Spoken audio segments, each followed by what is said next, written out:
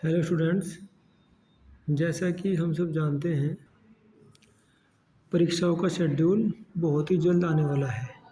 उसी सीक्वेंस में हम लोग previous year question paper discuss करते हैं। देखिए, प्रीवियस ईयर क्वेश्चन पेपर के बहुत फ़ायदे हैं, लॉट ऑफ बेनिफिट्स हैं। देखिए क्या फ़ायदे हैं, मैं आज इसके बारे में आपको बताता हूँ।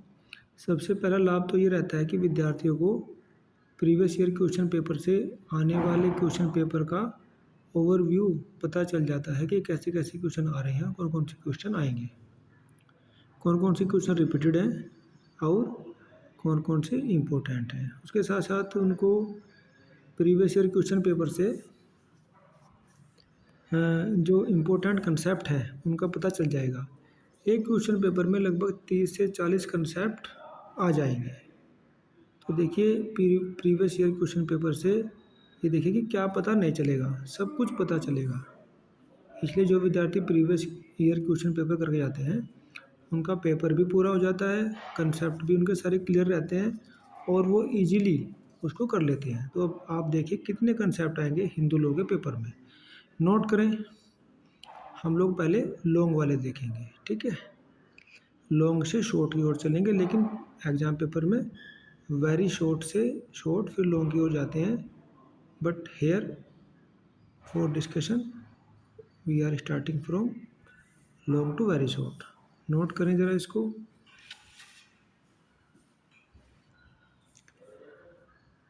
देखिए क्वेश्चन नंबर 9 में देखिएगा, Hindu marriage is a sacrament not a contract. Hindi वाले भी देख लें उसको, हिंदी इंग्लिश दोनों ही देख लें। दोनों वोकेबुलरी का पता होना चाहिए। कभी कभी कुछ टर्म्स इतने हार्ड रहते हैं कि वो हिंदी में ज़्यादा समझ में नहीं आते, इंग्लिश में आते हैं, और कुछ हिंदी में आ जाते हैं, इंग्लिश में नहीं आते। तो दोनों को ही हमको ध्यान में रखना है। Explain with the essential conditions for a valid Hindu marriage. देखिए, हिंदू मैरिज से रिलेटेड है। हिंदू लॉ में हिंदू मैरिज और डाइवोर्स, ये दोनों बड़े ही पसंदीदा कंसेप्ट रहते हैं एग्जाम सेटलर के। तो आप देखिए, हिंदू विवाह एक पवित्र संस्कार है, न कि संविदा। एक वैध हिंदू विवाह की आवश्यक शर्तों का वर्णन करते हुए उपरोक्त कथन को स्पष्ट कीजिए। मुस्लिम लॉ में क्या है कि मुस्लिम लॉ में विवाह एक संविदा है, न कि संस्कार, ठीक है, उसमें संविदा है वो। और हिंदू विवाह में पवित्र संस्कार है, न कि संविदा। तो इस तरह से मुस्लिम लॉ में सिविल कॉन्ट्रैक्ट है। नेक्स्ट, दत्तक ग्रहण क्या है, एक बार दत्तक ग्रहण की क्या अर्हताएँ हैं। What is adoption, what are the requirements of a valid adoption. ये अडोप्शन के ऊपर आ गया, इंपॉर्टेंट है कंसेप्ट। देखिए, क्वेश्चन से कंसेप्ट का पता चल रहा है। पहले क्वेश्चन से क्या पता चला, मैरिज के बारे में, और दूसरे से अडोप्शन के बारे में। अब नेक्स्ट भी अडोप्शन पे आइए, उसको जरा आप देखिएगा नेक्स्ट वाले को। हिंदू दत्तक एवं भरण पोषण अधिनियम 1956 के अंतर्गत पत्नी के भरण पोषण संबंधी उपबंधों की विवेचना कीजिए। वह कब पृथक आवास तथा भरण पोषण का दावा कर सकती है। 12, शून्य एवं शून्य किरणीय विवाह में विभेद कीजिए। किन शर्तों के अंतर्गत एवं किन आधारों पर ऐसे विवाहों को निरस्त किया जा सकता है। क्या ऐसे विवाहों के बच्चे धर्मज होते हैं। ये वेरी इंपॉर्टेंट क्वेश्चन है। इसमें मैं आपको बता दूं शॉर्ट में, वो धर्मज होते हैं, ठीक है। 13 पाइए, हिंदू विधि के विभिन्न स्रोतों की विवेचना कीजिए। वेरी इंपॉर्टेंट क्वेश्चन है, ये आएगा, हर बार आता है, इसको आप लिख लीजिएगा।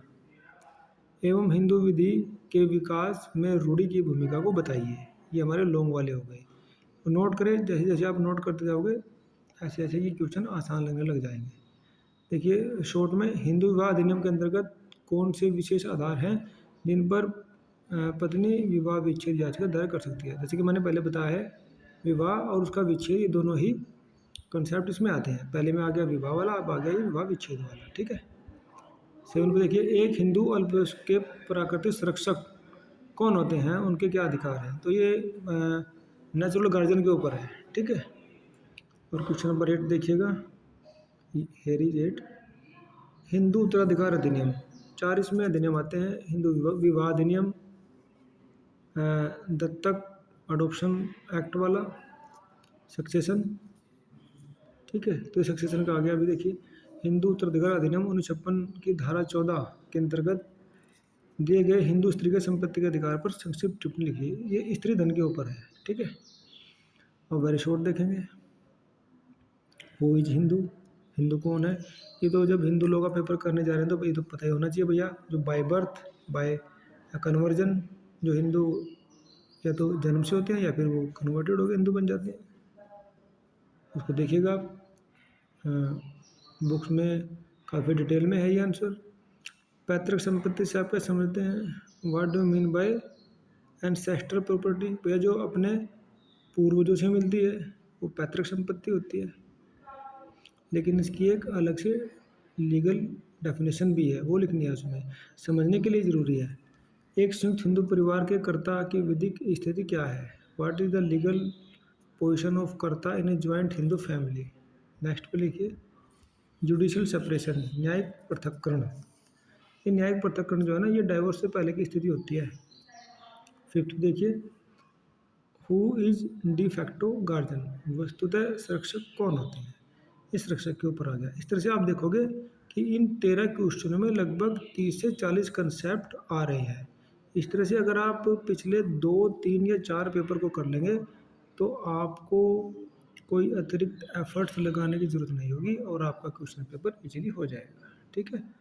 तो आप इसको देखिएगा, ये वेरी इंपॉर्टेंट क्वेश्चन है, PYQ है, और हमें PYQ को एग्ज़ाम में करके जाना है। I hope this video will be very helpful to you. Thanks for listening. Thank you very much.